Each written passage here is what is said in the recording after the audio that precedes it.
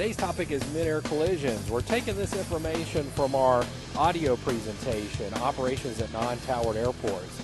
And you can find this in the product section at WingsOfun.com. Mid-air collisions, you can look at it two ways. There's a macro and a micro version of mid-air collision. The macro version is that most mid-air collisions happen within 5 miles of an airport. If you bring that down to the micro level, a significant percentage happen below 500 feet. So where would that put you? Well, if you're below 500 feet, typically in the traffic pattern, and more specifically on final approach. Well, there might be a situation where we're here at the airport and we're taxiing to the runway, seeing what's going on in the area.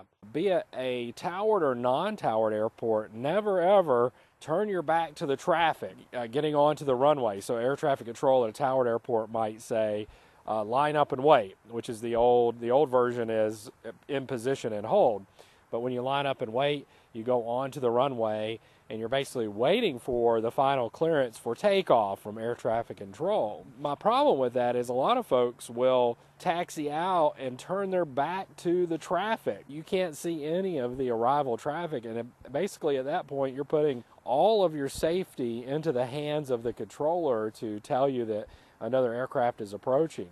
Another thing that you do that you may have never heard before is when you're pulling onto the runway, you have say a paved runway with striping and what have you. Well, most of our aircraft are white, so you're kind of putting your symmetrical stripes and then you're lining up symmetrically with your aircraft, so it's easy for it to blend in. I mean, imagine an approaching aircraft as they're coming in and the sun is setting and maybe in their eyes. Well, that could set up a situation that has happened before where an aircraft can collide with another that's sitting there in the waiting position to take off.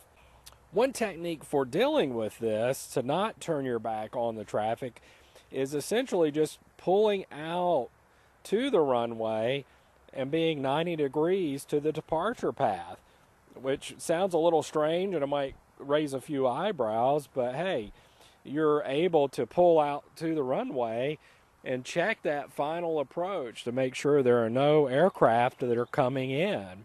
And so think of ATC as that second set of eyes instead of the primary set of eyes.